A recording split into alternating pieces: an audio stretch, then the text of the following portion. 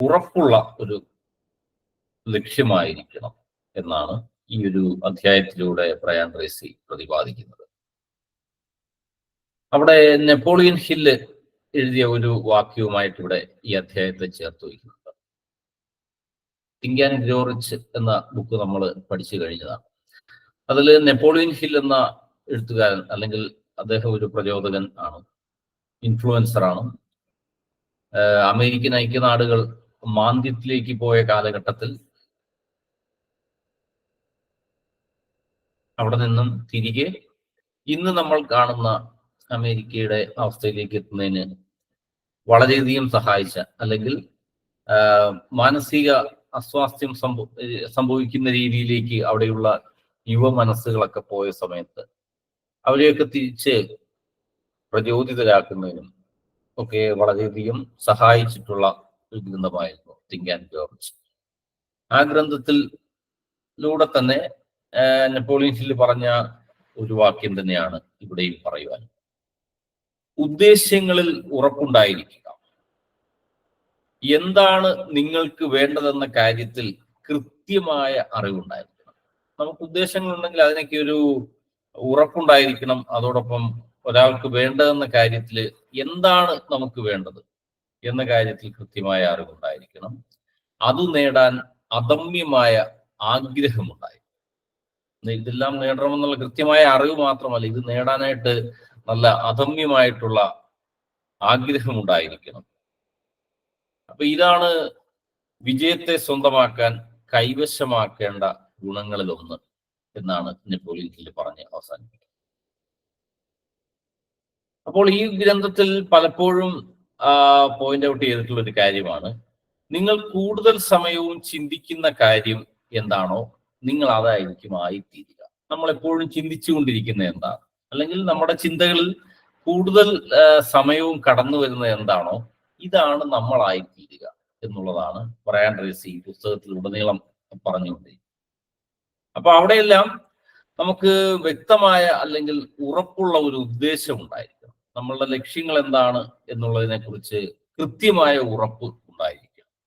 ലക്ഷ്യങ്ങൾ ഇങ്ങനെ മാറുന്നുണ്ട്, കാലങ്ങൾക്കനുസരിച്ചും പ്രായത്തിന്റെ അനുസരിച്ചും ഒക്കെ ലക്ഷ്യങ്ങളുടെ കാര്യത്തിലൊക്കെ ചെറിയ വ്യത്യാസങ്ങളൊക്കെ വരുന്നുണ്ടെങ്കിലും നമ്മുടെ അദമ്യമായ ലക്ഷ്യം അല്ലെങ്കിൽ ആത്യന്തികമായ ലക്ഷ്യം എന്തെന്നുള്ളത് കൃത്യമായിട്ട് നമുക്ക് അറിവുണ്ടായിരിക്കണം. അപ്പൊ അങ്ങനെ അറിവുണ്ടാകുമ്പോൾ നമ്മൾ ഇതിനെക്കുറിച്ച് ആയിരിക്കും കൂടുതൽ സമയങ്ങളിലും ചിന്തിച്ചുകൊണ്ടും പ്രവർത്തിച്ചുകൊണ്ടും ഇരിക്കുക. അങ്ങനെ ക്രമേണ നമ്മൾ അത് ആയിത്തീരും എന്നുള്ളതാണ് ബ്രയാൻ ട്രേസിയുടെ അഭിപ്രായത്തിൽ വരുന്നത്. അപ്പോ എപ്പോഴാണോ ഒരു കാര്യം നിങ്ങൾക്ക് ചെയ്യണമെന്ന് വ്യക്തമാകുന്നത്, അപ്പോൾ മനസ്സിൽ ആ ഒറ്റ കാര്യം നടപ്പിലാക്കാനുള്ള ദൗത്യം ഏറ്റെടുക്കുക. നമ്മൾ എപ്പോഴാണോ ഒരു കാര്യം നമ്മുടെ മനസ്സിൽ വ്യക്തമായിട്ട്, നമ്മളുടെ ഗോൾ എപ്പോഴാണോ നമുക്ക് വ്യക്തമായിട്ട് കാണാൻ കഴിയുക, അപ്പോൾ നമ്മുടെ മനസ്സ് ആ ദൗത്യം ഏറ്റെടുക്കുവാനായിട്ട് തയ്യാറായി തുടങ്ങും എന്നുള്ളതാണ്. അപ്പോൾ നമ്മുടെ ജീവിതത്തിലെ ഏറ്റവും പ്രധാനപ്പെട്ട ഉറപ്പുള്ള ഉദ്ദേശത്തെക്കുറിച്ച് നമ്മൾ ഏത് സമയവും കൂടുതലായിട്ട് ചിന്തിച്ചുകൊണ്ടിരിക്കും. നമുക്ക് ഉറപ്പുണ്ടായിരിക്കണം. നമ്മുടെ ലക്ഷ്യങ്ങൾ എന്നതാണെങ്കിൽ അതാണ് ഞാൻ നേടേണ്ടത് അല്ലെങ്കിൽ നേടുവാൻ പോകുന്നത് എന്നുള്ളതിൽ കൃത്യമായ ഉറപ്പ് വന്നു കഴിയുമ്പോഴാണ് നമ്മുടെ മനസ്സും അതോടൊപ്പം നമ്മുടെ പുറം ലോകവും അതിനായിട്ട് ചിട്ടപ്പെടുത്തുന്ന ഒരു പ്രത്യേക നിയമം അല്ലെങ്കിൽ ആകർഷണ നിയമം. നമ്മൾ ആ നിയമത്തെക്കുറിച്ച് ഒന്നിലധികം തവണ പറഞ്ഞിട്ടും കേട്ടിട്ടുമൊക്കെ ഉള്ളതാണ്. ഈ ആകർഷണ നിയമം നമുക്കായിട്ട് പ്രവർത്തിക്കുവാനുള്ള ശക്തമായിട്ട് നമ്മൾ അതിനെ ആഗ്രഹിക്കുമ്പോൾ, അല്ലെ ഇതിനെക്കുറിച്ച് കൂടുതൽ സമയം സദാസമയം ചിന്തിച്ചു കൊണ്ടിരിക്കുമ്പോൾ നമ്മുടെ പുറം ലോകവും ഇതിനായിട്ട് ക്രമേണ ചിട്ടപ്പെടുത്തി വരുന്നതായിട്ട് നമുക്ക് കാണാം. അല്ലെങ്കിൽ ആ ഒരു കാര്യങ്ങൾ നേടുവാനായിട്ട് നമുക്ക് വേണ്ട ആളുകൾ ആരൊക്കെയാണ്, ഇവരൊക്കെ ചിലപ്പോൾ നമ്മളെ ഇങ്ങോട്ട് വന്ന് ബന്ധപ്പെടുന്നതായിട്ടും നമുക്ക് അനുഭവപ്പെടാൻ തുടങ്ങും. ചില സമയങ്ങളിൽ നമുക്ക് തന്നെ അനുഭവപ്പെട്ടിട്ടുണ്ടായിരിക്കും. നമ്മളൊരു ഒരു വ്യക്തിയുടെ കാര്യം ഇങ്ങനെ മനസ്സിൽ ചിന്തിച്ചു കൊണ്ടിരിക്കുകയാണെങ്കിൽ ചിലപ്പോൾ പെട്ടെന്ന് ആ സെക്കൻഡിൽ തന്നെ നമ്മളെ ഈ ഫോണിലൊക്കെ വന്ന് വിളിക്കുന്നതായിട്ടൊക്കെ ചിലപ്പോൾ പലർക്കും അനുഭവപ്പെട്ടിട്ടുണ്ടാകാം. അത് നമ്മുടെ ആ ഒരു മനസ്സിന്റെ ഉറപ്പ് വരുമ്പോഴാണ്, ആ തീരുമാനത്തെക്കുറിച്ച് അല്ലെങ്കിൽ നമ്മളുടെ ലക്ഷ്യത്തെക്കുറിച്ച് കൃത്യമായ ഉറപ്പും മതിപ്പും വരുമ്പോഴാണ് ഈ ഒരു ശക്തി, നമുക്ക് അദൃശ്യമായ ഒരു ശക്തി നമ്മുടെ പുറത്തേക്ക് ഉള്ളിലൊക്കെ പ്രവർത്തിച്ച് തുടങ്ങുന്നത്. അപ്പോൾ ഇവിടെ ഈ സാദൃശ്യ നിയമം എന്ന് പറയും. അപ്പൊ നമ്മുടെ പുറത്തെ അനുഭവ ലോകം, നമ്മുടെ മനസ്സിന് പുറത്തുള്ള ഒരു അനുഭവ ലോകം നമ്മുടെ ആന്തരിക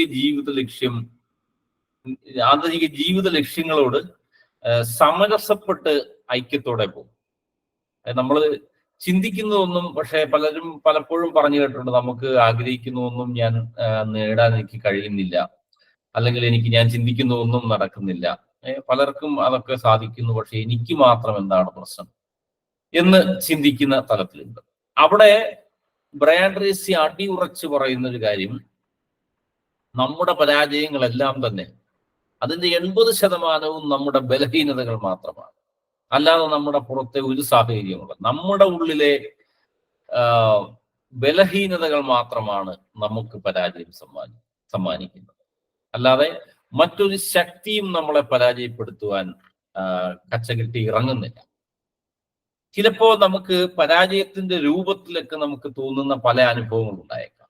ചിലപ്പോ എന്തെങ്കിലും ഒരു കാര്യത്തിലേക്ക് നമ്മൾ ശക്തമായി അടിയുറച്ചിറങ്ങുമ്പോൾ തിരിച്ചടികൾ നേരിടുന്നതായിട്ട് തോന്നാം. ഇപ്പൊ ഉദാഹരണത്തിന്, നമ്മൾ ഒരു കാര്യം ചെയ്യുവാനായിട്ട് ഓൺലൈനിൽ ഒരു ക്ലാസ് ഒക്കെ പഠിക്കണം, അല്ലെങ്കിൽ ഓൺലൈൻ വഴി ഒരു ക്ലാസ് പഠിക്കണം എന്ന് വിചാരിച്ച് ഇറങ്ങി പുറപ്പെടുമ്പോഴായിരിക്കും നമ്മുടെ ഗാഡ്ജറ്റുകൾ കംപ്ലൈന്റ് ആവുക, നമ്മുടെ ലാപ്ടോപ്പ് കേടാവുക. അപ്പോൾ വിചാരിക്കും മൊബൈൽ ഫോൺ ഉണ്ട് ഇതിലൂടെ, പക്ഷെ മൊബൈലും പെട്ടെന്ന് അതിന്റെ എന്തെങ്കിലും മദർ ബോർഡ് പോവുകയോ ആ ഫോൺ ഉപയോഗിക്കാൻ കൊള്ളാത്ത രീതിയിലായി പോകും. ഇത് ചെറിയ ഉദാഹരണം. ഇങ്ങനെയുള്ള ചില അനുഭവങ്ങളൊക്കെ നമുക്ക് വന്നു വന്നിട്ടില്ല. പക്ഷെ അവിടെയൊക്കെ അത് നമ്മൾ അറിയേണ്ട ഒരു കാര്യം, ഈ ഒരു ലാപ്ടോപ്പ് കേടാവുമ്പോൾ എന്താണ്, ഒന്നുകിൽ നമ്മൾ പുതിയൊരു ലാപ്ടോപ്പിനെ കുറിച്ച് ചിന്തിക്കും, അല്ലെങ്കിൽ ഈ ഒരു ലാപ്ടോപ്പിന് കുറെ നാളുകളായിട്ടുണ്ടായിരുന്ന എന്തെങ്കിലും പ്രശ്നങ്ങൾ നമ്മളുടെ ശ്രദ്ധയിൽപ്പെട്ടിരുന്നെങ്കിലും നമ്മൾ അവഗണിച്ചിരുന്ന ഒരു പ്രശ്നത്തെ ഒന്ന് മറികടക്കുന്നതിന് പ്രകൃതി നമ്മളെ അനുകൂലമായ സ്ഥിതിയിലേക്ക് കൊണ്ടുവരുന്ന ഒരു ഘടകമാണെന്ന് മനസ്സിലാക്കണം. കാരണം അപ്പോഴാണ് നമ്മൾ പുതിയൊരു ലാപ്ടോപ്പ് വാങ്ങുകയോ അല്ലെങ്കിൽ അതിന്റെ കേടുപാടുകൾ, അതിന്റെ പാർട്സുകൾ മാറ്റി സെറ്റ് ചെയ്യുന്നതിനെ പറ്റിയൊക്കെ ആലോചിക്കുക.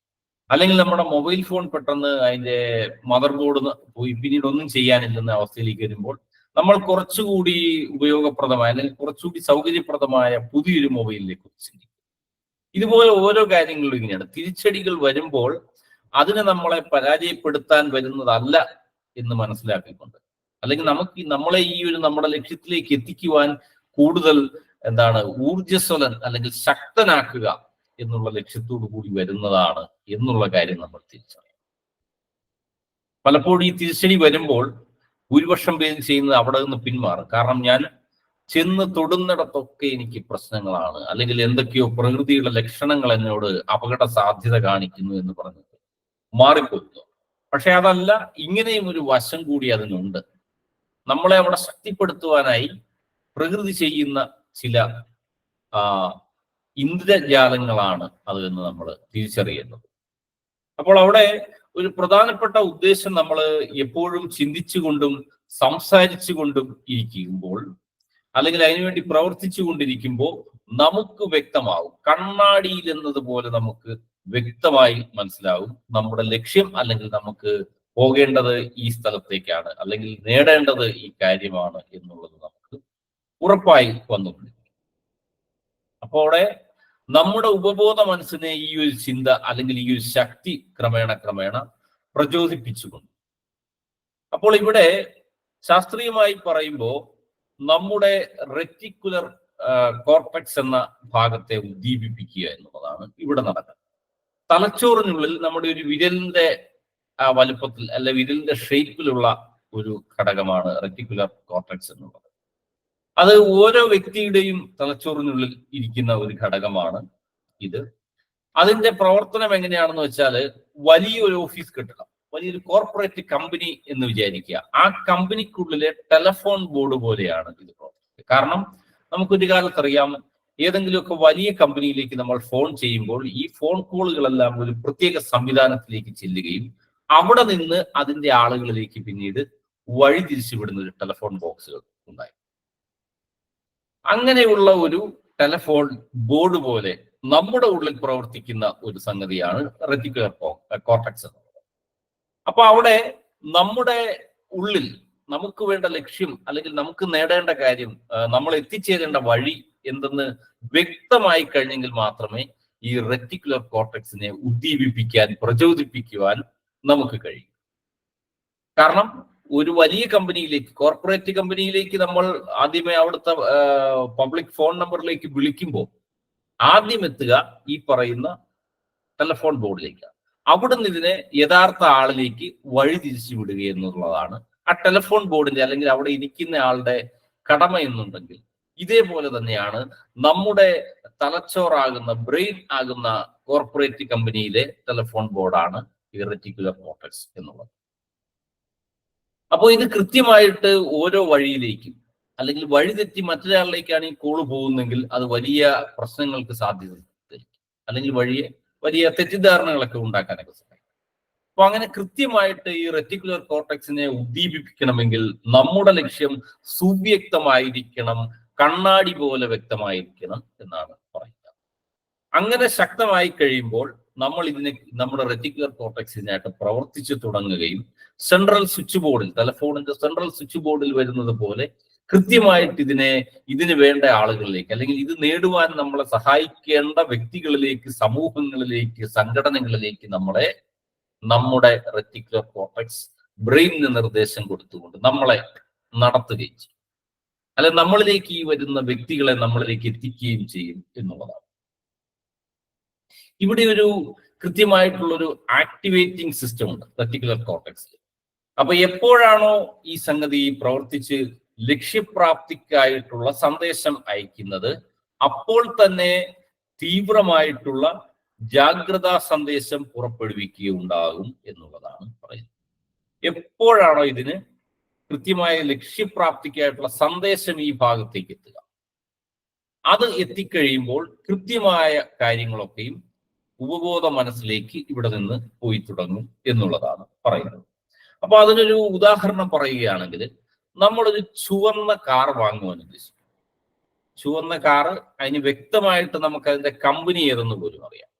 ചിലപ്പം ബെൻസ് ആയിരിക്കാം, അല്ലെങ്കിൽ കുറച്ചുകൂടി താഴേക്ക് വന്നാൽ മറ്റേതെങ്കിലും നമുക്ക് ഇന്നോവ ആയിരിക്കാം, അല്ല ഇതുപോലെയുള്ള ഏത് കാറാണോ നമുക്ക് കൃത്യമായിട്ട് നമ്മൾ ലക്ഷ്യമിടുന്നതെങ്കിൽ പിന്നീട് നമ്മൾ ശ്രദ്ധിച്ചാൽ അറിയാം, നമ്മൾ പോകുന്ന വഴിയിലൊക്കെ ഈ ചുവന്ന മെഴ്സിഡസ് ബെൻസ് ആയിരിക്കും കിടക്കുന്ന കാർ. ശ്രദ്ധിച്ചിട്ടുണ്ടെങ്കിൽ അറിയാം. ഇനി നമ്മളൊരു മോട്ടോർ ബൈക്ക് വാങ്ങുവാനാണ് ഉദ്ദേശിക്കുന്നതെങ്കിൽ അതിന്റെ ഒരു കമ്പനിയും ഒക്കെ നമ്മൾ കൃത്യമായിട്ട് തീരുമാനിച്ചിട്ടുണ്ടോ? നമ്മൾ വഴിയിലിറങ്ങുമ്പോൾ കാണുന്നത് മുഴുവൻ ഇത്തരം ബൈക്കുകളായി. ആ കറുത്ത ബൈക്ക്, അല്ലെങ്കിൽ കറുത്ത ബുള്ളറ്റ്, കറുത്ത യൂണിക്കോൺ ബൈക്ക്, അല്ലെങ്കിൽ കറുത്ത സ്പ്ലെൻഡർ ബൈക്ക്, ഇങ്ങനെയുള്ള ഒരു സംഗതി പ്രവർത്തിക്കുന്നുണ്ട്. അത് പലപ്പോഴും നമുക്കൊക്കെ അനുഭവപ്പെട്ട് കഴിഞ്ഞിട്ടുള്ളതാണ്. നമ്മൾ ഏതെങ്കിലും ഒരു കാര്യം ശക്തമായിട്ട് അങ്ങോട്ട് തീരുമാനിച്ച് അതൊന്ന് വാങ്ങണമെന്ന് പറയും, അല്ലെങ്കിൽ വേണ്ട നമ്മളൊരു ഡ്രസ് മെറ്റീരിയൽ എടുക്കുക, ചുരിദാർ വാങ്ങുക, നല്ല പുതിയൊരു മോഡലിലുള്ള ചുരിദാർ വാങ്ങാൻ, ഇന്ന നിറമുള്ളതൊക്കെ ചിന്തിച്ചു കഴിഞ്ഞാൽ പിന്നെ പോകുന്ന വഴിക്ക് കാണുന്നതല്ല ഇത്തരം നിറമുള്ള ഈ ഒരു തരത്തിലുള്ള ചുരിദാർ ഇട്ടുകൊണ്ട് പോകും. കാരണം നമ്മൾ അതിനെയായിരിക്കും പിന്നെ കൂടുതൽ ഫോക്കസ് ചെയ്യുക, ഇതിനെയായിരിക്കും കൂടുതൽ ശ്രദ്ധിക്കാനുള്ളത്. അപ്പോൾ ഈ ഒരു ചുവന്ന കാറ് വാങ്ങുവാൻ, ചുവന്ന ബെൻസ് വാങ്ങുവാൻ നമ്മൾ ആലോചിക്കുമ്പോൾ നമ്മൾ പോകുന്ന വഴിയിലൊക്കെ ഈ ചുവന്ന ബെൻസുകൾ വരുന്നത് നമുക്ക് കാണാൻ കഴിയും. കാരണം ഞാൻ ഒരിക്കലൊരു പോർഷെ എന്ന് പറഞ്ഞൊരു കമ്പനിയുണ്ട് കാറ്. ഈ കാറിനെ കുറിച്ച് ഒരിക്കൽ സ്വപ്നം കണ്ടപ്പോൾ, കാരണം അങ്ങനെ ഒരു കാർ നമ്മുടെ ഈ ഒരു നാട്ടിലെങ്ങുമേ കാണാനില്ല, ഒരു സ്ഥലത്ത് ഞാൻ കണ്ടിട്ട് കൂടിയില്ല. പക്ഷെ ഇങ്ങനെ ഒരു കാറിനെ കുറിച്ച് അറിവ് കിട്ടിയപ്പോൾ ഇങ്ങനെ ഒരു കാർ ഉണ്ടെങ്കിൽ കൊള്ളാമായിരുന്നു എന്ന് ചിന്തിച്ച് തുടങ്ങിയ ദിവസം തൊട്ട് പിന്നെ നമ്മൾ ഒന്നിലധികം ഈ കാർ നമ്മൾ ആ നാട്ടിലെങ്ങും കണ്ടിട്ടില്ല. ആരെങ്കിലും പറഞ്ഞു പോലും ഈ പോർഷെ കാറിനെ കുറിച്ച് ഞാൻ കേട്ടിട്ടില്ല. പിന്നീട് ഇത് പല സ്ഥലങ്ങളിൽ നമ്മൾ ചെല്ലുന്നിടത്തൊക്കെ ഈ കാർ കിടക്കുന്നതായിട്ട് കാണാൻ കഴിയും, നേരിട്ട് കാണാൻ. അല്ലെങ്കിൽ നമ്മൾ പോകുന്ന വഴിയിലേക്ക് വളരെ പെട്ടെന്ന് തന്നെ ഇങ്ങനെ ഒരു കാർ വന്ന് പാസ് ചെയ്ത് പോകുന്നതായിട്ട്. അതിന്റെ കാര്യം ഇതാണ്, നമ്മൾ പോകുന്നിടത്തൊക്കെ നമ്മുടെ ഉപബോധ മനസ്സ് പ്രവർത്തിച്ചു തുടങ്ങി എന്നുള്ളതാണ്. അല്ലെങ്കിൽ റെറ്റിക്കുലർ കോർട്ടക്സിലേക്ക് ഇതിന്റെ കൃത്യമായ സന്ദേശം എത്തി, അവിടെ നിന്ന് ഇതിന്റെ ഉപബോധ മനസ്സിലേക്ക് ഇതിന്റെ ജാഗ്രതാ സന്ദേശം പോയി കഴിഞ്ഞു എന്നുള്ളതാണ്. അപ്പോൾ ഇങ്ങനെ നമ്മൾ പോകുന്നിടത്തെല്ലാം ഈ പറയുന്ന ചുവന്ന കാറ്, അല്ലെങ്കിൽ മോട്ടോർ ബൈക്ക്, അല്ലെങ്കിൽ നമ്മൾ ഉദ്ദേശിക്കുന്ന ചുരിദാറ് കാണുവാൻ നമ്മൾ തുടങ്ങുകയായി. അപ്പോൾ ഇതിനെ കൃത്യമായിട്ട് കാണാൻ തുടങ്ങുന്നു. പിന്നീട് നമ്മൾ സംസാരിക്കുന്ന വിഷയങ്ങളിലൊക്കെ ഇതായിരിക്കും കിടക്കുന്നത്. നമ്മളൊരു സാമ്പത്തിക സ്വാതന്ത്ര്യം നേടുവാൻ ചിന്തിച്ചു കഴിഞ്ഞാൽ പിന്നെ നമ്മൾ സുഹൃത്തുക്കളോട് സംസാരിക്കുന്നതൊക്കെയും പലപ്പോഴും ഇതാകും. കാരണം പിന്നെ നമ്മുടെ അടുത്തേക്ക് എത്തുന്നതൊക്കെയും ഇതേ ചിന്താഗതിയുള്ള, സമാന ചിന്താഗതിയുള്ള വ്യക്തികളായിരിക്കും. പിന്നെ നമ്മൾ സംസാരിക്കുന്നതൊക്കെ ഈ വിഷയമായിരിക്കും.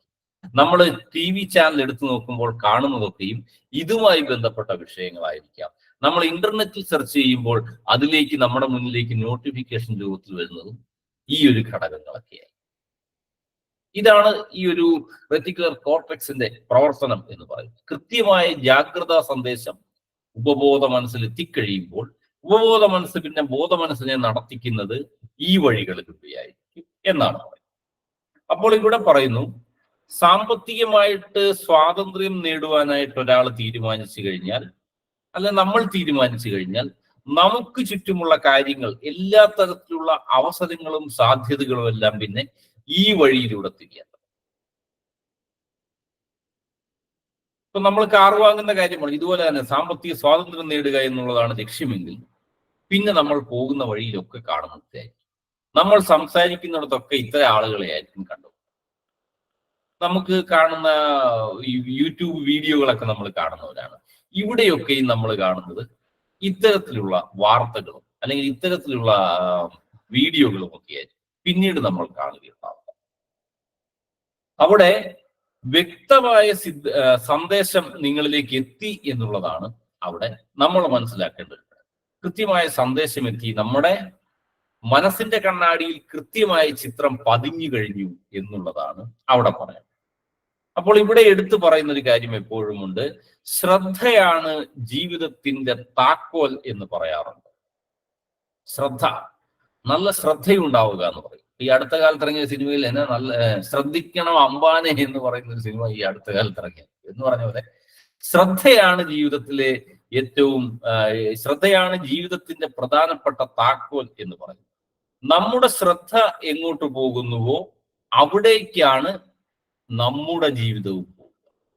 ശ്രദ്ധിച്ചാൽ അറിയാം നമുക്ക് എത്ര മാറ്റം വന്നു, നമ്മൾ ഏതൊക്കെ വഴിയിലേക്ക് വഴിമാറി സഞ്ചരിച്ചു, ഏതൊക്കെ ജോലികളിൽ നിന്ന് നമ്മൾ സ്കിപ്പ് ചെയ്ത് പുതിയ സ്ഥലങ്ങളിലേക്ക് വന്നു. കാരണം നമ്മുടെ ശ്രദ്ധ അങ്ങോട്ട് പതിഞ്ഞു എന്നുള്ളതാണ് അതിന്റെ അർത്ഥം. നമ്മൾ എവിടെ വഴി മാറിപ്പോയിട്ടുണ്ടോ ശ്രദ്ധ. കാരണം നമ്മൾ പലപ്പോഴും ജീവിതത്തിൽ സംഭവിക്കുന്ന കാര്യങ്ങളെ കുറിച്ച് പെട്ടെന്ന് പറയാറുണ്ട്. നമുക്കൊരു പ്രതിസന്ധി വരുമ്പോൾ നമ്മൾ പറയും, അല്ലെ ഒരു രോഗം വന്നു, അല്ലെങ്കിൽ അതുപോലെ പെട്ടെന്നൊരു അപ്രതീക്ഷിതമായ സമയത്തേക്ക് നമ്മളെ ലോകം മുഴുവൻ, അല്ല നമുക്ക് ചുറ്റുമുള്ളവർ വളഞ്ഞാക്രമിക്കുന്ന, വിരൽ ചൂണ്ടുന്ന ഒരു സ്ഥിതിയിലേക്ക് നമ്മൾ എത്തിപ്പോയി എന്നില്ല. അവിടെ ചിന്തിക്കേണ്ട ഒരു കാര്യമുണ്ട്, ഇത് ഈ ഒരു ദിവസം ആ ഒരു സെക്കൻഡിൽ ഉണ്ടായ കാര്യമല്ല. കുറെ അധികം ദിവസങ്ങളായിട്ട്, അല്ലെങ്കിൽ മാസങ്ങളായിട്ടോ വർഷങ്ങളിലായിട്ടോ നമ്മളിൽ ഉണ്ടായിരുന്ന ഒരു കാര്യം ക്രമേണ വളർന്നു വന്നതാണ്. ഒരു രോഗം വരുന്നെങ്കിൽ ആ ഒരൊറ്റ ദിവസം വന്നു കയറുന്ന രോഗമല്ല. നമ്മുടെ ആരോഗ്യശീലങ്ങളിലോ ഭക്ഷണശീലങ്ങളിലോ വർഷങ്ങളായി കാലങ്ങളായി ഉണ്ടായിരുന്ന പ്രശ്നങ്ങളിലൂടെ നമുക്കുണ്ടായതാണ്. ഇത് നമ്മളെ ഒന്ന് കാണിച്ചു തരുവാൻ വേണ്ടി മാത്രമാണ് പെട്ടെന്നൊരു ദിവസം നമുക്കൊരു പെട്ടെന്ന് ഇൻസിഡന്റ് ഉണ്ടായത് എന്നുള്ളത്. ഒറ്റ ദിവസം കൊണ്ട് ഒരു പ്രശ്നവും അതിലും ഉണ്ടാകില്ല. ദിവസങ്ങളായി മാസങ്ങളായി ഉള്ള കാര്യങ്ങളിൽ നിന്നിട്ടാണ് ഈ ഒരു ഘടകത്തിലേക്ക് വരിക എന്നുള്ളത്. അപ്പോൾ അവിടെയൊക്കെ ശ്രദ്ധ എവിടേക്ക് പോകുന്നു, ശ്രദ്ധ ആണ് ജീവിതത്തിന്റെ താക്കോൽ എന്ന് പറഞ്ഞു. അതുപോലെ എവിടെയൊക്കെ നമ്മൾ ഉറച്ച തീരുമാനങ്ങൾ എടുക്കുന്നുവോ അവിടെയൊക്കെ നമ്മുടെ ശ്രദ്ധ കൂടുതലായി ഉയരുവാൻ തുടങ്ങും എന്നുള്ളതാണ്. അപ്പൊ നമ്മുടെ ലക്ഷ്യം പൂർത്തീകരിക്കാനായിട്ട് ഉതകുന്ന നമുക്ക് ചുറ്റുമുള്ള കാര്യങ്ങളും കൂടുതലായിട്ട് നമ്മൾ ശ്രദ്ധാലുവായിട്ട് ശ്രദ്ധ വന്നു കഴിയുമ്പോൾ, നമ്മളൊരു കൃത്യമായ ലക്ഷ്യത്തിലേക്ക് ശ്രദ്ധ കേന്ദ്രീകരിച്ചു കഴിയുമ്പോൾ ഇതിനെ നേടുവാനായിട്ടുള്ള കാര്യങ്ങളും ആളും അർത്ഥവും കാര്യങ്ങളും എല്ലാം നമ്മളിലേക്ക് ക്രമേണ ഒഴുകിയെത്തുവാൻ. അപ്പൊ ഇവിടെ നിങ്ങളുടെ പ്രധാനപ്പെട്ട ഉറപ്പുള്ള ഉദ്ദേശങ്ങൾ, നമ്മൾ ഈ അധ്യായത്തിന്റെ പേര് തന്നെ ഉറപ്പുള്ള ഉദ്ദേശങ്ങൾ എന്നാണ്. അപ്പൊ ഒരു സമയത്ത് നമുക്ക് ഏറ്റവും പ്രധാനപ്പെട്ട കാര്യം എന്താണോ അതായിരിക്കും നമ്മുടെ ഏറ്റവും പ്രധാനപ്പെട്ട ഉറപ്പുള്ള ഉദ്ദേശം. ഒരു സമയത്തിൽ, ഈ സമയത്തിൽ നമ്മുടെ ഏറ്റവും പ്രധാനപ്പെട്ട കാര്യം എന്താണോ അതായിരിക്കും നമ്മുടെ ഉറപ്പുള്ള ഉദ്ദേശം. ഇപ്പൊ ഈ സമയത്ത് നമ്മുടെ ചിന്ത ക്ലാസ് അറ്റൻഡ് ചെയ്യുക, ക്ലാസ് കേൾക്കുക, ക്ലാസ് എടുക്കുക എന്നുള്ളതാണെങ്കിൽ ഈ സമയത്തെ ഉറപ്പുള്ള ഉദ്ദേശ്യം അല്ലെങ്കിൽ എന്നുള്ളത് ഈ ഒരു ക്ലാസ്സിനെ സംബന്ധിച്ചിട്ടുള്ളതായി. ഇനി ഇത് കഴിയുമ്പോൾ നമുക്ക് മറ്റൊന്നായിരിക്കാം അടുത്ത ഉറപ്പുള്ള ഉദ്ദേശം എന്ന് പറഞ്ഞതുപോലെ വ്യക്തിപരമായിട്ട് നമുക്ക് ആവശ്യമുള്ളത് ആയിരിക്കും അത്. നമുക്ക് വ്യക്തിപരമായിട്ട് വളരെയധികം ആവശ്യമുള്ളത് എന്താണോ അതായിരിക്കും നമ്മുടെ ഉറപ്പുള്ള ഉദ്ദേശം. അത് കഴിഞ്ഞിട്ടേ മറ്റെന്തിനും സ്ഥാനമുള്ളത്. അടുത്ത ആളിലേക്ക് അല്ലെങ്കിൽ സമൂഹത്തിലേക്കൊക്കെ നമ്മൾ പറയുമ്പോഴും വ്യക്തിപരമായിട്ട് നമുക്കുള്ള ആവശ്യങ്ങൾ കഴിഞ്ഞിട്ടായിരിക്കും അടുത്ത ആ ഒരു കാര്യത്തിന് പരിഗണന കൊടുക്കുക. അപ്പോൾ ലക്ഷ്യം നേടാനുള്ള ആശയം പോലും നമ്മളെ ആവേശഭരിതനാക്കും. കാരണം നമുക്ക് ഉറപ്പുള്ള ഉദ്ദേശം വന്നു കഴിയുമ്പോൾ ഈ ലക്ഷ്യം നേടുവാനുള്ള ചിന്തകൾ പോലും അല്ലെങ്കിൽ ആശയം പോലും നമ്മളെ ആവേശഭരിതനാക്കും, സന്തോഷഭരിതനാക്കും. പ്രത്യേകിച്ച് നമ്മൾ ഒരു ലക്ഷ്യം നേടുവാനായിട്ട് ഇറങ്ങി പുറപ്പെട്ടു. ആ സമയത്ത് നമ്മൾ കുറച്ച് കാര്യങ്ങളൊക്കെ നമ്മളിലേക്ക് വന്നു. ഇത് നേടുവാൻ നമ്മളെ സഹായിക്കുന്ന വ്യക്തികളും സംഘടനകളും അല്ലെങ്കിൽ അതിനുവേണ്ട വാർത്താ മാധ്യമങ്ങളും ഒക്കെ നമ്മളിലേക്ക് എത്തിക്കഴിഞ്ഞു. നമ്മൾ ഇതിനെ പഠിക്കുവാൻ തുടങ്ങി. അപ്പോൾ എന്ത് ചെയ്യുന്നു? ഒരു ചെറിയ വാക്ക് പോലും നമ്മളെ ആനന്ദവാനാക്കും. ഈ നമുക്ക് അല്പം നമ്മൾ ബഹുമാനിക്കുന്ന ഒരു വ്യക്തിയെ ആ സമയത്ത് പെട്ടെന്ന് കണ്ടപ്പോൾ ഇദ്ദേഹം പെട്ടെന്ന് പറയുകയാണ്, നിങ്ങളിപ്പോ വളരെയധികം മാറിയിട്ടുണ്ട്, നന്നായി മാറിയിട്ടുണ്ട് എന്നൊരു ചെറിയ വാക്ക് പറഞ്ഞാൽ മതി. ഈ ഒരു വാക്ക് പോലും നമ്മളെ ആനന്ദം കൊള്ളിക്കും, ആവേശം കൊള്ളിക്കും. നമുക്ക് ആ ലക്ഷ്യത്തിലേക്ക് നീങ്ങാൻ കൂടുതൽ നമ്മളെ സഹായിക്കും. അതുപോലെ തെളിഞ്ഞതും സുവ്യക്തവും ആയിരിക്കണം നമ്മുടെ ലക്ഷ്യമെന്ന് പറഞ്ഞുവെങ്കിൽ നമുക്കത് വാക്കുകളിൽ കൂടെ വ്യക്തമാക്കാൻ സാധിക്കും. നമ്മുടെ ലക്ഷ്യം കൃത്യമായിട്ടൊരു വാക്കുകളിലൂടെ മറ്റൊരു വ്യക്തിയിലേക്ക് എത്തിക്കുവാൻ കഴിയുന്നതാണെങ്കിൽ അതിൻ്റെ അർത്ഥം ഇതാണ്: നമ്മുടെ ഉള്ളിൽ ഉറപ്പുള്ള ഉദ്ദേശ്യം എത്തിക്കഴിഞ്ഞു എന്നുള്ളതാണ്. അതുപോലെ ഏതൊരാൾക്കും അത് വായിക്കാനും മനസ്സിലാക്കാനും സഹായിക്കും വിധമായിരിക്കണം. നമ്മൾ പറഞ്ഞു ഇതിനെ എഴുതി വെക്കണമെന്ന് പറഞ്ഞു. ഇത് ഏതൊരു വ്യക്തിക്കും കൃത്യമായി, ഏത് കുഞ്ഞിനും വായിച്ചാൽ അത് കൃത്യമായും വ്യക്തമായും മനസ്സിലായിരിക്കണം. അല്ലെങ്കിൽ നമുക്കത് മറ്റൊരാളിലേക്ക് കമ്മ്യൂണിക്കേറ്റ് ചെയ്യാൻ കഴിയുന്നില്ല എങ്കിൽ നമ്മുടെ ഉള്ളിൽ തന്നെ അത് കൃത്യമായി പതിഞ്ഞില്ല, കൃത്യമായി സുവ്യക്തത വന്നിട്ടില്ല എന്നുള്ളതാണ് അവിടെ മനസ്സിലാക്കാൻ. അതിനുവേണ്ടി പിന്നീട് നമ്മൾ പ്രവർത്തിക്കണം എന്നുള്ളതാണ് പറയുന്നത്. അതുപോലെ നമുക്ക് അളക്കുവാനും തൂക്കുവാനും സാധിക്കുന്നതായിരിക്കും. നമ്മൾ മുൻപ് പറഞ്ഞ അത് തന്നെയാണ് വീണ്ടും പറയാം, മെഷറബിൾ ആയിരിക്കണം എന്ന് പറഞ്ഞു. നമ്മൾ എടുക്കേണ്ട ലക്ഷ്യങ്ങൾക്ക് ഇത്ര കാലാവധി ഉണ്ടായിരിക്കണം എന്നൊക്കെയുള്ള കാര്യങ്ങൾ പറഞ്ഞു. ഇത് തന്നെയാണ് കൂടെയും പറയുന്നത്. നമുക്ക് അളക്കുവാനും തൂക്കുവാനും സാധിക്കുന്നതായിരിക്കും. അപ്പം സാമ്പത്തിക സ്വാതന്ത്ര്യം നേടുക എന്നുള്ളൊരു കാര്യത്തെക്കുറിച്ച് പറഞ്ഞപ്പോൾ എനിക്ക് കുറെ പണം ഉണ്ടാക്കണം എന്നുള്ളതല്ല വ്യക്തത. കൃത്യമായ കണക്കുണ്ടായിരിക്കണം. എത്ര പണം അല്ലെങ്കിൽ മാസത്തിൽ എത്ര വരുമാനം, എത്ര ശമ്പളമായിരിക്കണം നമ്മളിലേക്ക് വരണം എന്നുള്ളതിനെ കുറിച്ചുള്ള ഒരു കൃത്യമായ വ്യക്തത ഉണ്ടായിരിക്കണം. അതുപോലെ വിശ്വസനീയമായിരിക്കണം, നേടാൻ കഴിയുന്നതുമായിരിക്കണം. ഒരു കാര്യം കൂടെ അവിടെ പറയുന്നുണ്ട്, അത് വളരെ പ്രധാനമാണ്. നേടാൻ കഴിയുന്നത് കൂടിയായിരിക്കണം. അതായത് നമ്മളൊരു പ്രധാനപ്പെട്ട ഉദ്ദേശം എടുക്കുമ്പോൾ അതിൽ നമുക്ക് കാലുറപ്പിച്ച് നിൽക്കുവാൻ നമ്മളെ സഹായിക്കുന്നത് അത് നമുക്ക് നേടുവാൻ ഒരു 50% സാധ്യതയുള്ള കാര്യമല്ല എങ്കിൽ കുറച്ചു കഴിയുമ്പോൾ അത് നമ്മെ തന്നെ പിറകോട്ടടിക്കും. കാരണം ഇതിനു വേണ്ടിയിട്ടുള്ള പ്രവർത്തനങ്ങളെല്ലാം നമ്മൾ ചെയ്തു.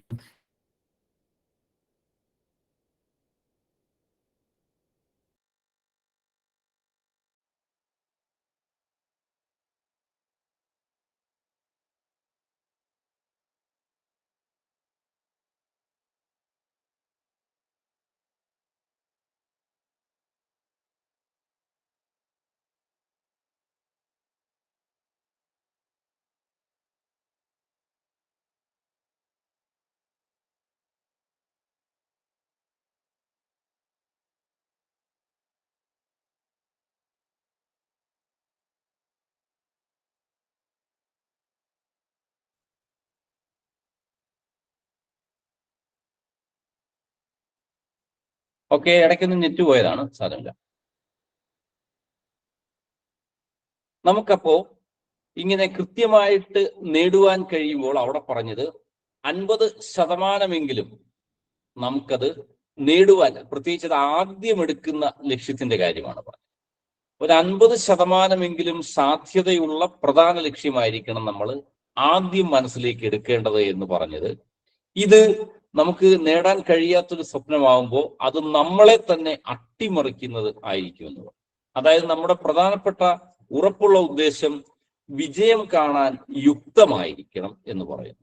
അപ്പൊ അതിനായിട്ട് തുടക്കമിടുമ്പോൾ, ആദ്യമായിട്ടാണ് നമ്മൾ ലക്ഷ്യമെടുത്തുകൊണ്ട് ഇതിനെ സാധിക്കാനായിട്ട് മുന്നോട്ടിറങ്ങുമ്പോൾ അതൊരു 50%, 50-50 എങ്കിലും വിജയ സാധ്യത ഉള്ളതായിരിക്കണം. അപ്പോൾ നമ്മൾ എടുക്കുന്ന ലക്ഷ്യങ്ങൾ, പ്രധാനപ്പെട്ട ഉറപ്പുള്ള ഉദ്ദേശം നമ്മുടെ മറ്റ് ലക്ഷ്യങ്ങളെ നേടാൻ തക്ക പൊരുത്തമുള്ളത് കൂടിയായിരിക്കണം എന്ന് പറയുന്നു. അപ്പൊ ഇവിടെ ബ്രയാൻ ട്രേസി പറയുന്നത് തറയിൽ കാലുറപ്പിച്ച് നിൽക്കുക. തറയിൽ കാലുറപ്പിച്ച് നിൽക്കുക എന്ന് ഉദ്ദേശിക്കുന്നത്, ബ്രയാൻ ട്രേസിയുടെ ഒരു സെമിനാറിൽ ഒരു സ്ത്രീ ഒരിക്കൽ വന്നിട്ട് പറഞ്ഞു, അവരുടെ പ്രധാനപ്പെട്ട ഉദ്ദേശം രൂപപ്പെടുത്തുന്നതായിട്ട് അവർ പറഞ്ഞു, ഞാനൊരു പുതിയ ലക്ഷ്യമിട്ടിട്ടുണ്ട്, അപ്പൊ എന്റെ ഉദ്ദേശം നല്ല ഉറപ്പുള്ളതാക്കിയിട്ടുണ്ട്, ഇതിനുവേണ്ടി പ്രവർത്തിച്ചു തുടങ്ങിയാണ്. അപ്പൊ സ്വാഭാവികമായിട്ട് ചോദിക്കാവുന്ന ചോദ്യം ബ്രയാൻ ട്രേസിയും ചോദിച്ചു, എന്താണ് നിങ്ങളുടെ ആ ഉറപ്പുള്ള ഉദ്ദേശം എന്ന് പറയാമോ എന്ന് ചോദിച്ചപ്പോൾ പറഞ്ഞു, 1 വർഷത്തിനുള്ളിൽ അവർക്ക് മില്യനെയർ ആവുക, കോടീശ്വരി ആവുക എന്നുള്ളതാണ് ലക്ഷ്യമെന്ന് പറഞ്ഞു. അപ്പോൾ സ്വാഭാവികമായിട്ട് ഇത്തരത്തിലുള്ള ഇൻഫ്ലുവൻസേഴ്സ് ചോദിക്കാവുന്ന മറ്റേ ഇതിനുമായിട്ട് ബന്ധപ്പെട്ട ചില ചോദ്യങ്ങൾ ചോദിച്ചു. ഇപ്പോൾ നിങ്ങളുടെ ജോലി എന്താണ്, അല്ലെങ്കിൽ ഇപ്പോൾ നിങ്ങളുടെ ആസ്തി എത്രയാണ്, ഇങ്ങനെയുള്ള കാര്യങ്ങളെ കുറിച്ച് ചോദിച്ചപ്പോൾ പറഞ്ഞു, സ്വന്തമായി വീട് പോലുമില്ല, ആസ്തികളൊന്നും തന്നെ സ്വന്തമായിട്ടില്ല, നിലവിൽ ജോലി ഉണ്ടായിരുന്നു, കഴിഞ്ഞ മാസം ആ ജോലിയിൽ നിന്നും എന്നെ പിരിച്ചു. അപ്പൊ അവിടെ സ്വയം അട്ടിമറിക്കുന്ന ഒരു ലക്ഷ്യമാണ്. കാരണം സ്വന്തമായി ജോലിയില്ല, മറ്റു വരുമാനങ്ങളോ ഒന്നുമില്ല, ആസ്തികളോ ഒന്നുമില്ല. അങ്ങനെ ഒരാൾ പെട്ടെന്നൊരിക്കൽ 1 വർഷം കൊണ്ട് മില്യനെയർ ആവുക എന്ന് ചിന്തിക്കുമ്പോൾ ആദ്യം ആവേശത്തോടെ ഇതിനെ പിന്തുടരുമെങ്കിലും കുറച്ച് കഴിയുമ്പോൾ ഇതിനെ കളയാൻ സാധ്യതയുണ്ട്. കാരണം തിരിച്ചടികൾ അവിടെ തുടക്കത്തിലെ ഉറപ്പാണ്. 50% പോലും സാധ്യതയില്ല അതിനകത്ത്. നേരെ മറിച്ച് അതിന്റെ തനിക്കൊരു ജോലി നേടുക, അല്ലെങ്കിൽ ആ ജോലിയിൽ ഒരു ഇത്ര വരുമാനം ഉള്ള ജോലി നേടുക എന്നുള്ളൊരു ലക്ഷ്യമാണെങ്കിൽ അതിന് കുറച്ചും കൂടി സാധ്യതയുണ്ട്. അവിടുന്ന് പിന്നീട് പടിപടിയായിട്ട് ഈ പറയുന്ന വലിയ കാര്യത്തിലേക്ക്, മില്യനെയർ ആവുക എന്നുള്ളതിലേക്ക് പോകുമ്പോൾ അത് ശരിയാണ്. അത് വ്യക്തമായിട്ട് ബ്രയാൻ ട്രേസി ഇവരോട് പറഞ്ഞ് മനസ്സിലാക്കി കൊടുക്കുകയൊക്കെ ഉണ്ടായി. അപ്പൊ അങ്ങനെ അവർ തെറ്റിദ്ധാരണ മാറ്റിക്കൊടുത്തു. കാരണം ഇല്ലെങ്കിൽ ഇവർ മുന്നോട്ട് പോകുമ്പോൾ ലക്ഷ്യമേ തന്നെ കുറച്ച് കഴിയുമ്പോൾ ഉപേക്ഷിച്ച് പോകുവാൻ സാധ്യതയുണ്ട്. കാരണം 1 വർഷം കഴിഞ്ഞു ചിലപ്പോൾ ഇതിനെപ്പറ്റി ഇതിന്റെ ഒരു 50% സ്ഥലത്ത് പോലും ചിലപ്പോൾ അവർക്ക് എത്താൻ കഴിയാതെ വരുമ്പോൾ അവരിതൊക്കെ ഉപേക്ഷിച്ചിട്ട് ഇതിലൊന്നും വിശ്വാസമേ ഇല്ലെന്നുള്ള രീതിയിലൊക്കെ മാറിപ്പോകുവാനൊക്കെ സാധ്യതയുണ്ട്. അങ്ങനെ അവരെ വഴിതിരിച്ചു വിട്ടു. അപ്പൊ അവിടെ പറയുന്നൊരു കാര്യം, എടുത്തു പറയേണ്ടത് കാര്യം ഇതാണ്, നിങ്ങൾ നിങ്ങളെ തന്നെ അട്ടിമറിക്കരുത് എന്നുള്ളതാണ്. നമ്മൾ നമ്മളെ തന്നെ അട്ടിമറിക്കരുത്. നമ്മൾ എടുക്കുന്ന ലക്ഷ്യത്തിന് ഇതുപോലെ നമ്മളെ അട്ടിമറിക്കാൻ സാധ്യതയുള്ളതാണെങ്കിൽ ആ ലക്ഷ്യമായിരിക്കരുത് നമ്മൾ ആദ്യം എടുക്കുന്നത്. സാധ്യതയുള്ള ലക്ഷ്യങ്ങളെ വേണം ആദ്യം നമ്മൾ തുടങ്ങുവാൻ. അവിടുന്ന് നമ്മുടെ വലിയ ലക്ഷ്യത്തിലേക്ക് കണക്ട് ചെയ്യാം. ഇപ്പം മില്യനെയർ ആവുക എന്നുള്ളതാണ്, കോടീശ്വരി ആവുക എന്നുള്ളതാണ് ആ സ്ത്രീയുടെ ലക്ഷ്യമെങ്കിൽ അത് ചിലപ്പോൾ കുറച്ചുകൂടി നീണ്ട ഒരു കാലയളവ് വെച്ചിട്ട് അടുത്ത 1 വർഷത്തിനുള്ളിൽ ഇതിനു വേണ്ടി എന്താണ് ഞാൻ നേടേണ്ടത്. ചിലപ്പോൾ ഒരുപക്ഷെ ഉള്ള തൊഴിലിന് പോരാ, സാമ്പത്തിക സ്ഥിതി പോരാ, അല്ലെങ്കിൽ അതിൽ നിന്ന് തന്നെ പിരിച്ചുവിട്ടു. അപ്പോൾ കുറച്ചുകൂടി നല്ലൊരു ജോലി വേണം, അല്ലെങ്കിൽ കുറച്ചുകൂടി നല്ല വരുമാനം ഉണ്ടാക്കുന്ന ഒരു സംഗതി എനിക്ക് വേണമെങ്കിൽ ഇതിനെക്കുറിച്ച് ഉള്ള കാര്യങ്ങൾ കൂടുതലായി എന്തെങ്കിലും പഠിക്കണമെന്നുണ്ടെങ്കിൽ ആ പഠനത്തിന് പോവുക, അല്ലെങ്കിൽ ഇത് പഠിച്ചു കഴിയുക എന്നുള്ളത് വേണമെങ്കിൽ ആദ്യത്തെ ലക്ഷ്യമാണ്. ഇത് പഠിക്കാനുള്ള സ്ഥലങ്ങളിലേക്ക് പോയി ഇത് പഠിക്കുന്നു, തൊഴിലിൽ നിന്ന് മാറി പുതിയ തൊഴിലിലേക്ക് വന്നു, അങ്ങനെ ക്രമേണ കുറച്ച് അധികം വർഷങ്ങൾ അതിലേക്ക് ആഡ് ചെയ്യുമ്പോൾ ഈ ഒരു കാലയളവ് കൊണ്ട് ഇവർക്ക് ആ ലക്ഷ്യം നേടി എടുക്കുവാൻ സാധിക്കും. അപ്പൊ ആ അട്ടിമറി അവിടെ നടക്കില്ല. അല്ലെങ്കിൽ പലപ്പോഴും സംഭവിക്കുന്ന ഇതാണ്, നമ്മൾ പലപ്പോഴും നമ്മുടെ എക്സർസൈസുകളൊക്കെ ചെയ്യുന്ന പലപ്പോഴും പലരും പറയുന്നുണ്ട് ഇതൊക്കെ ചെയ്തിട്ടും ഒന്നും സംഭവിക്കുന്നില്ല, മാറ്റം സംഭവിക്കുന്നില്ല എന്ന് പറയുന്നുണ്ടെങ്കിൽ അതിന്റെ കാര്യം ഇതാണ്, ഒന്നെങ്കിൽ മനസ്സിൽ വ്യക്തത വന്നിട്ടില്ല, ഉറപ്പ് വന്നിട്ടില്ല, അല്ലെങ്കിൽ നമുക്ക് നേടുവാൻ കഴിയുന്ന ലക്ഷ്യത്തിന്റെ 50% പോലും സാധ്യതയില്ലാത്ത ഒരു ലക്ഷ്യമാണ് അവിടെ സെറ്റ് ചെയ്തത് എന്നുള്ളതാണ് പറയേണ്ടി വരും. അപ്പോൾ അവിടെ മഹത്തായ ഒരു ചോദ്യം ചോദിക്കുന്നു. നമ്മുടെ പ്രധാനപ്പെട്ട ഉദ്ദേശം തീരുമാനിക്കുന്നതിൽ നമ്മൾ പരിചയപ്പെടില്ലെന്ന ഉത്തമ ബോധ്യത്തോടെ നമ്മൾ സ്വപ്നം കാണാൻ ധൈര്യപ്പെടുന്ന ഒരു വലിയ കാര്യം എന്തായിരിക്കും?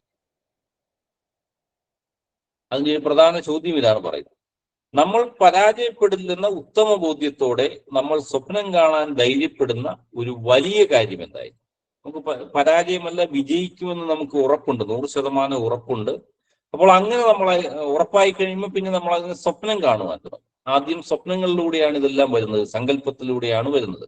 എന്ന് പറഞ്ഞതുപോലെ സ്വപ്നം കാണാൻ ധൈര്യപ്പെടുന്ന ഒരു വലിയ കാര്യം എന്തായിരിക്കും എന്നാണ് ഇവിടെ മഹത്തായ ഒരു ചോദ്യമായിട്ട് പറയുക.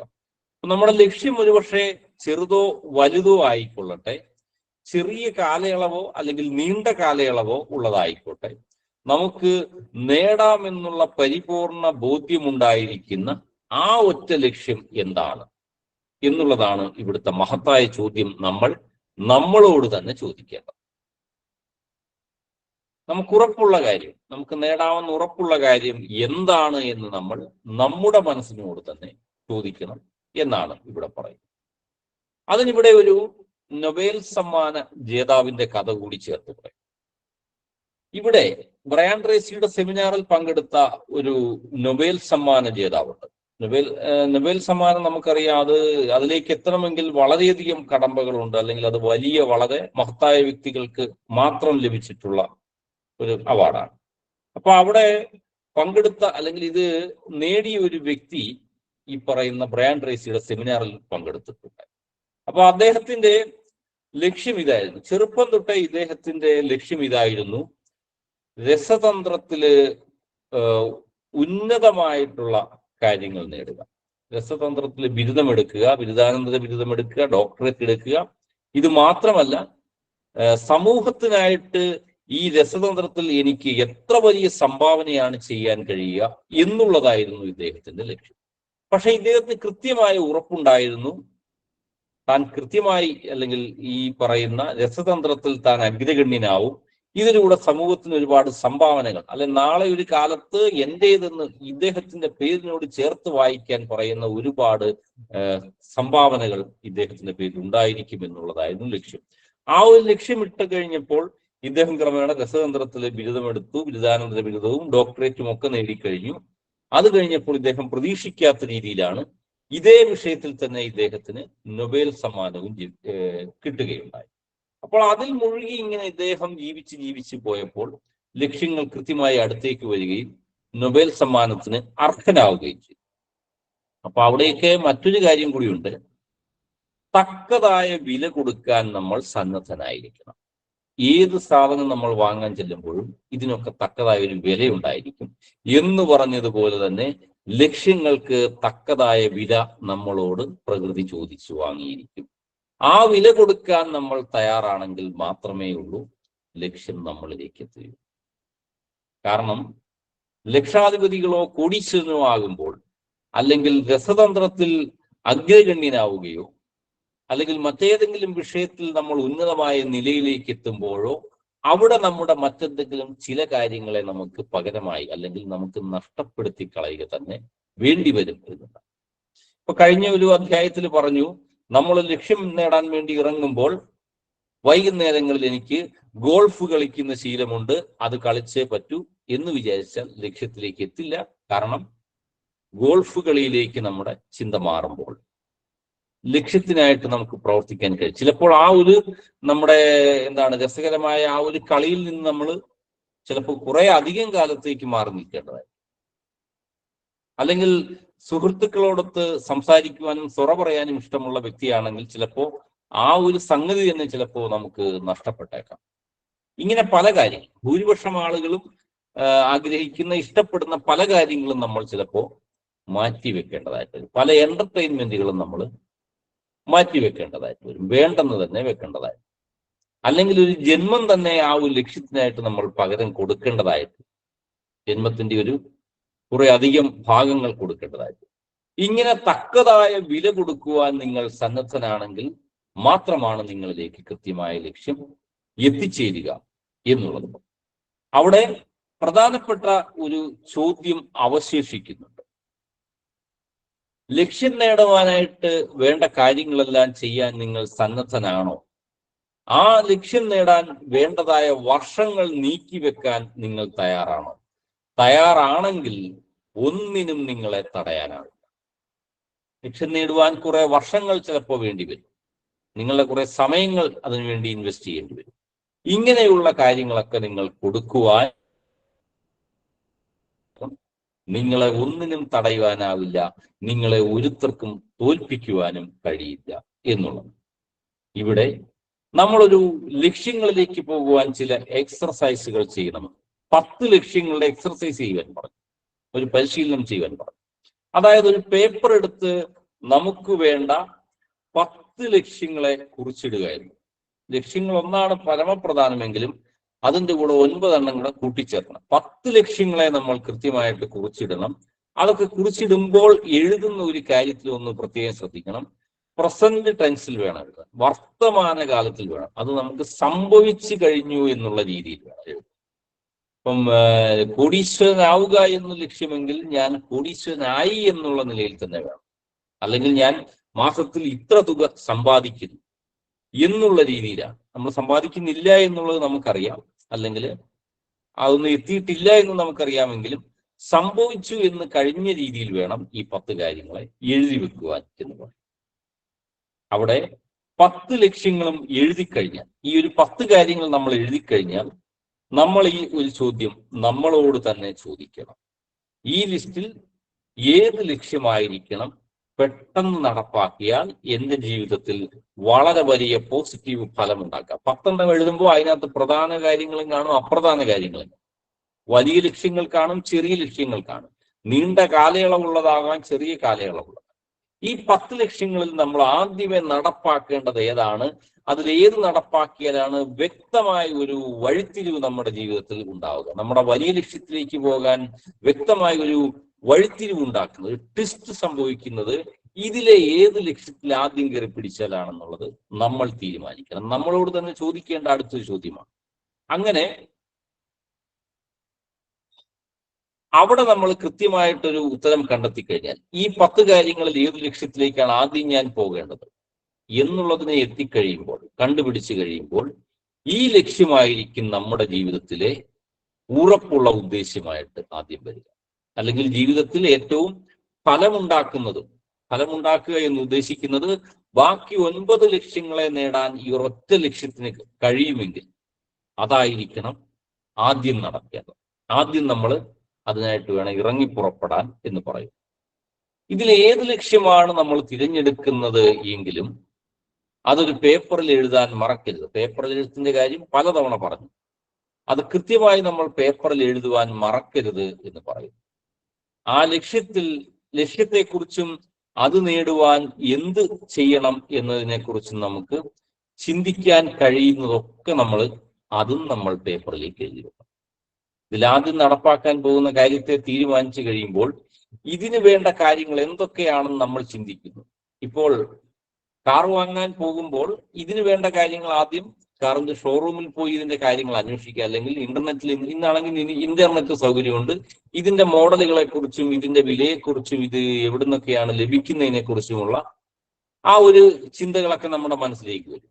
ഈ കാര്യങ്ങളെയൊക്കെ ആദ്യമേ നമ്മൾ എഴുതി വെക്കണം. അതിന് ഇന്റർനെറ്റിൽ സെർച്ച് ചെയ്യണം എന്ന് തന്നെ എഴുതി വെക്കണം. അല്ലെങ്കിൽ കാറിന്റെ ഷോറൂമിൽ പോകണം, അല്ലെങ്കിൽ ആ കാറ് കമ്പനിയിൽ ജോലി ചെയ്യുന്ന നമ്മുടെ ഒരു സുഹൃത്തായ ഒരു എക്സിക്യൂട്ടീവ് ഉണ്ടെങ്കിൽ ആ ഇന്ന വ്യക്തിയെ കാണുവാൻ പോകണം എന്നുള്ള കാര്യങ്ങളെല്ലാം തന്നെ ഇതിനോട് ചേർത്ത് ആദ്യമേ തന്നെ എഴുതി വെക്കണം എന്നുള്ളതാണ് പറയുക.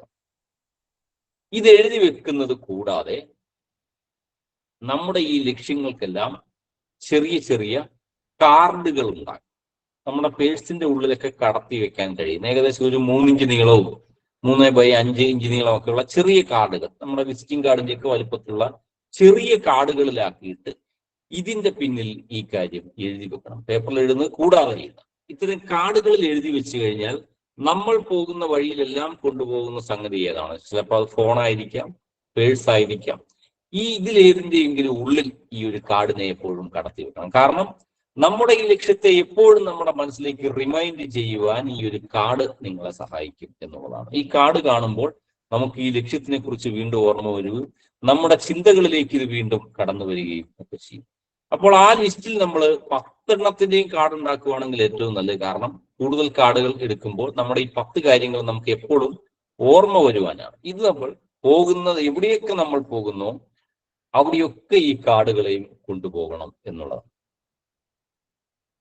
മാത്രമല്ല ഈ കാർഡിലെ ലക്ഷ്യത്തെക്കുറിച്ച് നമ്മൾ ഉച്ചയ്ക്കും വൈകുന്നേരവും രാത്രിയിലുമൊക്കെ ചിന്തിക്കുക എന്നുള്ളതാണ്. കാരണം ചിന്തയിൽ നമ്മൾ സദാസമയവും എന്താണോ ചിന്തിച്ചു കൊണ്ടിരിക്കുന്നത് അത് നമ്മളായിത്തീരും എന്ന് പറഞ്ഞതുപോലെ ഇത് നമ്മളെ ചിന്തിക്കുവാൻ സഹായിക്കും. ഈ കാർഡുകൾ ഇത് ചെറിയ ടിപ്പാണ്, എക്സർസൈസ് ആണ്. ഈ ഒരു കാർഡ് കൊണ്ട് നടക്കുക. നമ്മൾ പോകുന്ന വഴിക്കല്ല ഈ കാർഡ് കൊണ്ടുപോകുക. കാരണം ചിലപ്പോൾ നമ്മൾ മറ്റെന്തെങ്കിലുമൊക്കെ കാര്യങ്ങളിലേക്ക് വ്യാപൃതരായി കഴിയുമ്പോൾ, ജോലിയിലേക്കോ ഭക്ഷണം കഴിക്കുമ്പോഴോ അല്ലെങ്കിൽ മറ്റേതെങ്കിലുമൊക്കെ പല ആക്ടിവിറ്റികളിലേക്കൊക്കെ പോയി കഴിയുമ്പോൾ ചിലപ്പോൾ നമ്മുടെ ഈ ലക്ഷ്യങ്ങളെ മറന്നുപോയിട്ട് നമ്മളെ ചിന്തകളൊക്കെ വഴിമാറി പോകുവാനൊക്കെ സാധ്യതയുണ്ട്. അത്തരം അവസരങ്ങളിൽ നമ്മളെ ഇതിലേക്ക് മടക്കി കൊണ്ടുവരാൻ ഇത്തരം കാർഡുകൾക്ക് നിങ്ങളെ സഹായിക്കുവാൻ കഴിയും. ഇത്തരം കാർഡുകൾ നിങ്ങളെ പെട്ടെന്ന് ഓർമ്മ തിരികെ കൊണ്ടുവരാനും അതിലേക്ക് എത്തുവാനും ഇതിലൂടെ നിങ്ങൾക്ക് കൂടുതൽ കൂടുതൽ സമയവും ഇതിനെക്കുറിച്ചുള്ള ചിന്ത കൊണ്ടുവരാൻ കഴിയും. കാരണം ആ ചിന്ത വന്നു കഴിയുമ്പോൾ ആ ചിന്തകളാണ് നമ്മളെ കൂടുതൽ കൂടുതൽ ഇതിലേക്ക് അടുപ്പിക്കുക. നമ്മളെ എത്ര കൂടുതൽ സമയം നമ്മൾ എന്താണോ ചിന്തിക്കുന്നത് അത് നമ്മളായിത്തീരും എന്ന് പറഞ്ഞതുപോലെ ഇതിലേക്ക് എത്തിക്കുവാൻ വേണ്ട ഒരു ഘടകമാണ് കാർഡുകൾ രൂപപ്പെടുത്തി കാർഡുകളിലേക്ക് നോക്കി, അല്ലെങ്കിൽ കാർഡുകൾ നമ്മളെ പോകുന്ന വഴിക്കൊക്കെ കൊണ്ടു നടക്കുമ്പോൾ, പോകുന്ന വഴിക്ക് നമ്മൾ കൊണ്ടുപോകുന്ന കയ്യിൽ എപ്പോഴും കൊണ്ടു നടക്കുന്ന കാര്യം എന്താണോ ഇതിന്റെ ഉള്ളിൽ ഈ ഒരു കാർഡുകൾ കൂടി ഉണ്ടായിരിക്കണം എന്നുള്ളതാണ് അവിടെ പറയുന്നത്. അവിടെ നമ്മൾ തുടർച്ചയായി ഇങ്ങനെ കാര്യങ്ങൾ ചിന്തിച്ചു കൊണ്ടിരിക്കാൻ നമ്മളെ സഹായിക്കും. ക്രമേണ നമ്മൾ അത് ആയിത്തീരുകയും ചെയ്യും.